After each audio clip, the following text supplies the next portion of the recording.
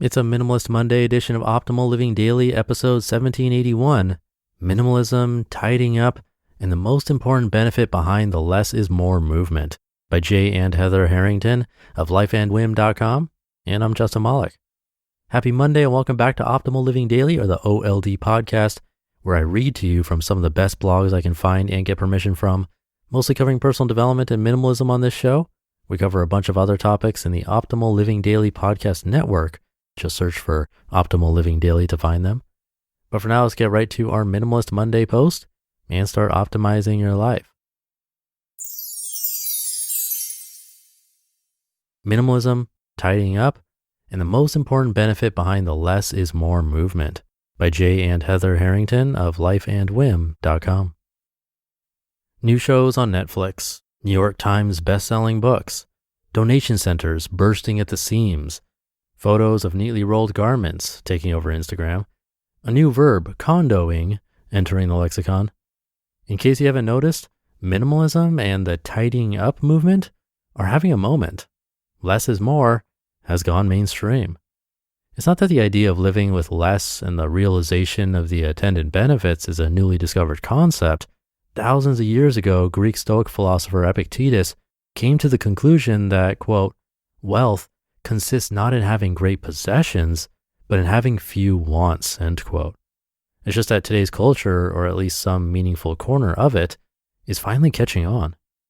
A journey toward a more minimal life. Our own journey toward a more minimal lifestyle has been marked by fits and starts. 4 years ago, we began the shift toward a life motivated less by accumulation and consumption and more by chasing meaning and purpose. We committed to living more minimally because we knew, or at least thought, that a life with less could lead to more. When we first learned about the concept of minimalism, we were intrigued.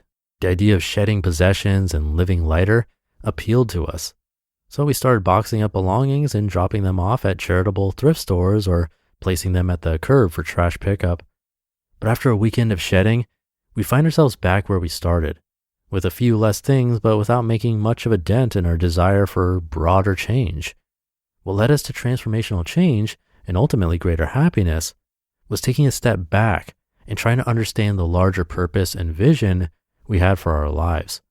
We focused on the end we had in mind and concluded it could be achieved through the means of minimizing. Minimalism as a means to an end. Consumption requires a trade-off, and its greatest cost is time. The cost of a new coat or a pair of shoes isn't measured only in dollars and cents because it takes time and effort to acquire those dollars and cents. Consuming social media means giving up moments that could be spent doing something more meaningful. Organizing and reorganizing mounds of stuff robs one of the ability to apply mental and physical energy to more productive pursuits.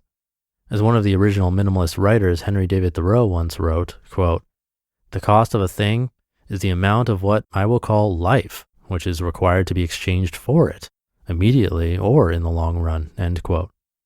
In other words, those things that are dominating our time and attention are stifling the one thing we can never replace, which is life.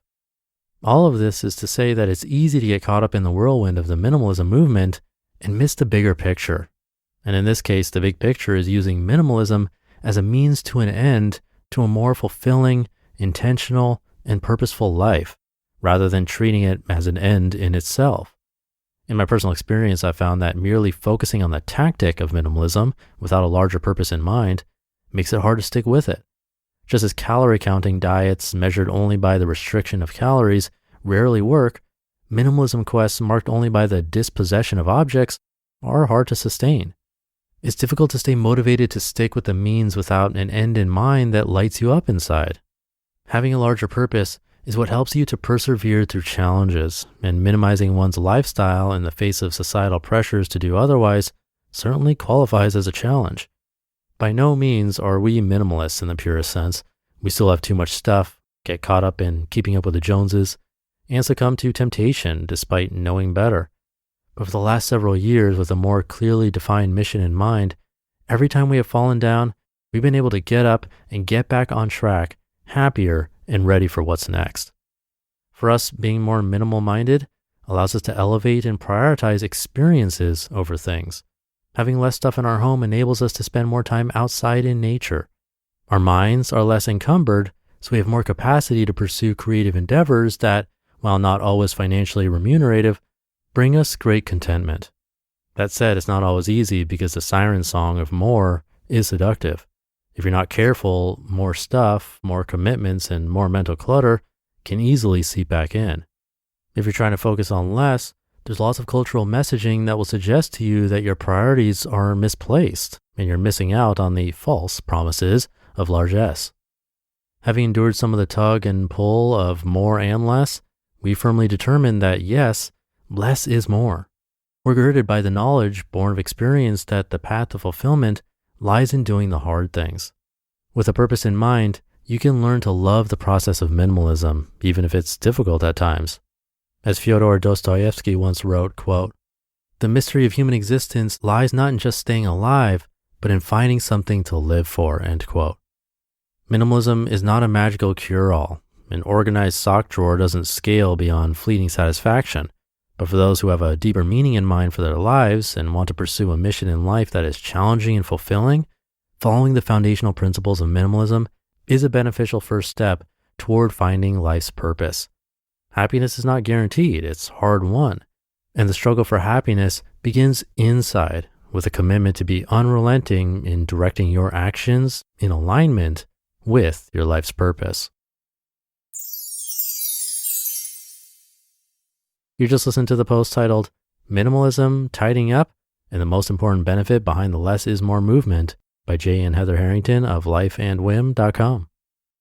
Thank you to Jay and Heather. I really like that part where they said the big picture is using minimalism as a means to an end to a more fulfilling, intentional, and purposeful life, rather than treating it as an end in itself. Because we often get stuck in that way of thinking. Once I minimize down to 1,000 items, or 500 or even 100 like some extreme minimalists, then I will have made it. I'll be an official minimalist and things will be great. But we know deep down it doesn't work that way. The larger purpose and big picture are more important, not the details of how many items we have. So hopefully that's inspirational for you. Have a great start to your week. Thank you for being here and listening to me and for subscribing to the show. I'll be back tomorrow reading to you where your optimal life awaits.